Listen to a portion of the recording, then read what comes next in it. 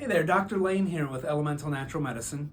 Something I want to talk to you about today is very near and dear to my heart because I'm autoimmune myself and I love food, and that can sometimes present some challenges sometimes when you're autoimmune. So I wanted to shoot this quick video just if you are autoimmune, and it could be Hashimoto's with thyroid autoimmunity where you have an attack against the gland, or ulcerative colitis, which is in the intestines, or any rheumatoid arthritis, any number of autoimmune diseases, lupus, etc.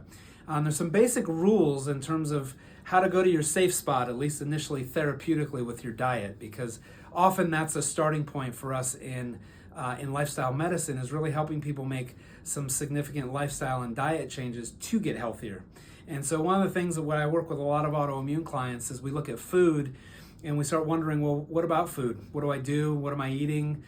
So we usually simplify it as much as we can, and we usually have you eliminate or avoid the most common inflammatory foods that will cross-react with your immune system, and they'll actually contribute to you feeling sicker and sicker and sicker, or not getting better, said in other ways, but it can perpetuate the autoimmunity. So when we look at what foods to avoid when we're autoimmune, there are key food groups that we want to try to avoid. The first one is dairy. Dairy cross-reacts with our immune system. It causes inflammation. I know it's on a lot of keto diets, but there's an inflammatory and an immune system component to it for autoimmunity that we don't recommend people do a lot of dairy, a lot of cheese or milk. There's also some addictive components to cheese. There's morphine derivatives in cheese and wheat, so there's actually a dependency that can develop. I've seen it. People often will go through withdrawals when they get off of cheese or wheat for periods of time. It's an actual drug to some people.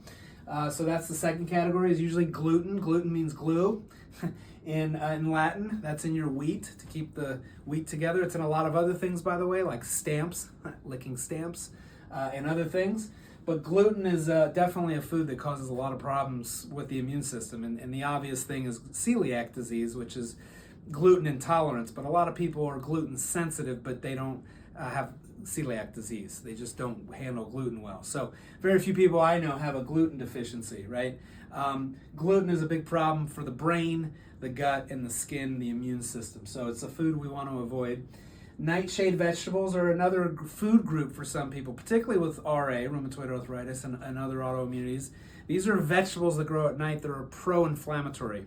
Your potatoes, your eggplant, tomatoes, peppers, for example. These are foods that also react with the immune system, and they can create more inflammation in the body. So we usually have people come off of those for a while. Your lectins are your nuts and your seeds.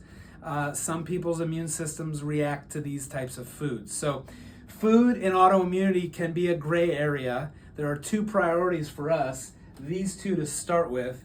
And we try to get off of these foods give ourselves 6 to 12 weeks of a break, because a lot of people say, I don't have a problem with these foods, I eat them all the time. And if you're autoimmune, that's the problem, is you're desensitizing your immune system, so it's not responding anymore to these foods. So it's only when you take them out of your diet for a while and you allow your immune system to recover, and then you try to reintroduce something, that's when something can happen. And perfect example is I had a gal who loved tomatoes. She didn't want to give up tomatoes. She had Hashimoto's, autoimmune hypothyroidism, loved tomatoes, didn't want to get off them. I said, please, just give us a chance to get you healthier. So she acquiesced. She said, okay, I'll take them out. Took them out for 6 weeks. It was the first food she wanted to reintroduce. And she reintroduced it, and she said, I never had problems with tomatoes before. Well, she had tomatoes, this problem, big problem. Mouth sores, canker sores. Her mouth was on fire. She goes, oh my God, I didn't realize, yes, this can happen, okay? But when you're eating these foods all the time, you're desensitizing your immune system, so your immune system's not responding after a while. That's why you don't have the symptoms. So we pull them out, we get the immune system healthier, and then usually if you reintroduce, that's when you might notice things. Now, we can also do testing for all this. Testing is a gray area. We'll do a different video on that, but we can test your food sensitivities as well. That's another way. There are limitations with that test, but those are good ways to do it. Now, what would we recommend eating? Because we talk about what we don't want to eat when we're autoimmune. Here's where we want to really focus.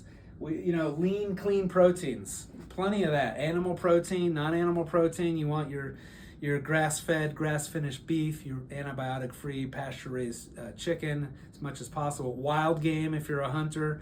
Wild-caught fish, for example. We want to focus on those things. No antibiotics, no extra chemicals.